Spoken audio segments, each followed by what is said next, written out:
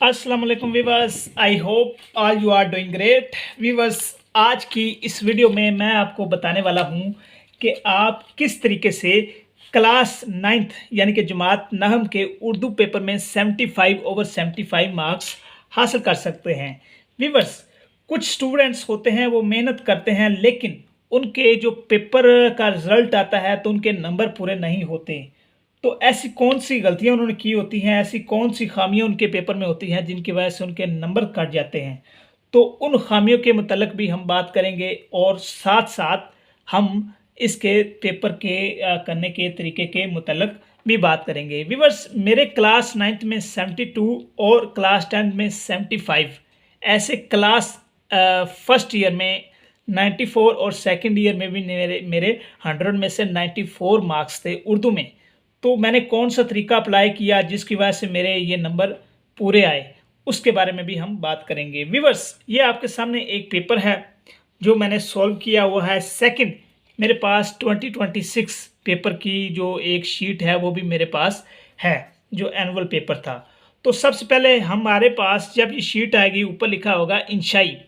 अब स्टूडेंट क्या करते हैं कि जब भी इंशाई इसको लिखते हैं तो उसमें वो कुछ गलतियां करते हैं।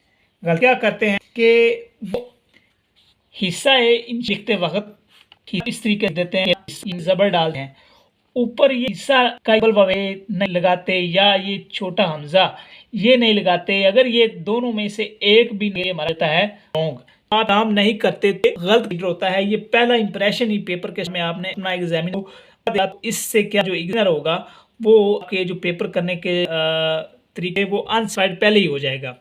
उसके बाद हमारे पास ये एक गलती हो गई। उसके बाद सेकंड नंबर पर हमारे पास आ जाता है कि हिस्सा दोम। इंशाई के बाद हमने फौरी क्या लिखना होता है, हिस्सा दोम।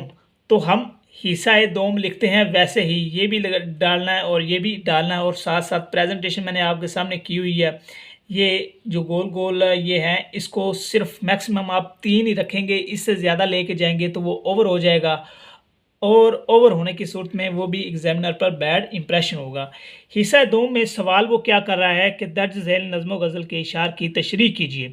3 इशार हिस्सा नज़म और 2 हिस्सा गज़ल, यानी कि जो नज़म और गज़ल के हिस्सा दो में इशार हैं उनकी तशरीह करें। अब हम इसकी हेडिंग क्या देंगे, हिस्सा दोम की नज़म व गज़ल के इशार की तशरीह, ये हमने हेडिंग लाजमी देनी है कि हम क्या काम करने वाले हैं, हम नज़्म गज़ल के इशार की तशरीह करने वाले हैं। साथ आपने वैसे की वैसे पेपर प्रेजेंटेशन बनाते जाना है।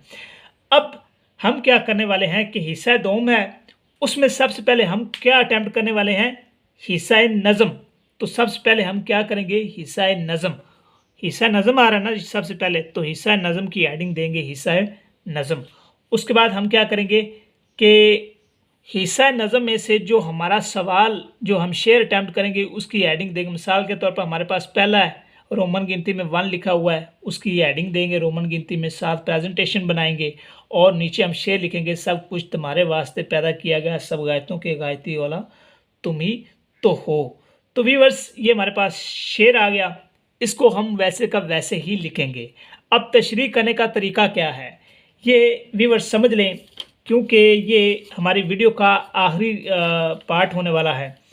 इसमें तशरीह करने का हिस्सा नज़म हो या हिस्सा गज़ल हो, तशरीह करने का हमारे पास तरीका ये है कि सबसे पहले हम वो जो शेर है उसका हवाला नंबर देंगे, वो 1 है 2 है 3 है वो देंगे। उससे पहले हम ये बताएंगे कि वो हिस्सा नज़म का है कि या गज़ल का है। तो हमारे पास हिस्सा नज़म का है तो सबसे पहले हम हिस्सा नज़म, उसके बाद हवाला नंबर, उसके बाद शेर, फिर हम लिखेंगे हवाला मतन। हवाला मतन लिखेंगे, उसके बाद हवाला मतन में हमारे पास क्या आ जाता है, नाज़म का नाम और शायर का नाम। नज़म का नाम हमारा ये क्या है, नात रसूल, ये शेर नात रसूल से लिया गया है। उसके बाद हमारे पास आ जाता है शायर का नाम, तो शायर ये कौन थे इसके, मौलाना ज़फ़र अली ख़ां। ऐसे हमारे पास आ जाती है तशरीह, तो उसकी हम आगे वैसे तशरीह शुरू कर देंगे। तशरीह इस तरीके से शुरू करेंगे, इस शेर में शायर हज़रत मोहम्मद सल्लम की तारीफ़ करते हुए कहता है, आगे मतलब जो भी चल रहा है वो आपने बताना है। तो व्यूअर्स, हिस्सा इंशाई में से जब हिस्सा दोम उसको करेंगे तो उसमें 2 पार्ट्स होते हैं, एक तो नज़म और सेकंड होता है गज़ल।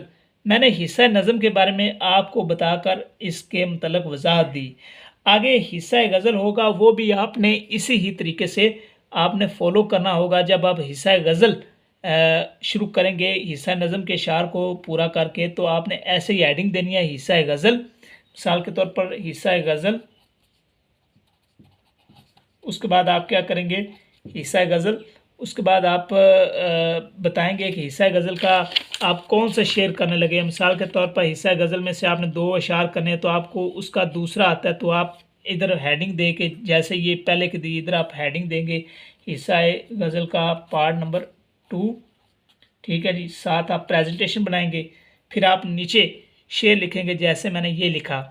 तो जब आप शेर लिखेंगे उसके बाद हवाला मतन, और ये वैसे का वैसे आप इसको फॉलो करेंगे। व्यूअर्स, ये पेपर प्रेजेंटेशन स्टाइल ऐसा है, ये एक तो सिंपल है, सेकंड ये समझ आने वाला है एग्जामिनर को, सेकंड उसको चेकिंग करने में, थर्ड यानी कि उसको चेकिंग करने में कोई मुश्किलात नहीं होती। तो जब आप एग्जामिनर को तंग नहीं करेंगे पेपर में, तो वो आपके लिए आसानियाँ खुद ब खुद पैदा करता जाएगा और आपके नंबर ज़्यादा से ज़्यादा आएंगे। तो व्यूअर्स, ये हिस्सा गज़ल और हिस्सा नज़म, इसके इशार की तशरीह करने का तरीका, और हिस्सा इंशाई उर्दू का जो हमारे पास हिस्सा दोम था, उसको हमने अटैम्प्ट करने के तरीके के बारे में जाना। अगर किसी स्टूडेंट को किसी चीज़ की कोई समझ ना आई हो, तो वो कमेंट सेक्शन में कमेंट कर कर इस पर मज़ीद वजाहत ले सकता है। शुक्रिया।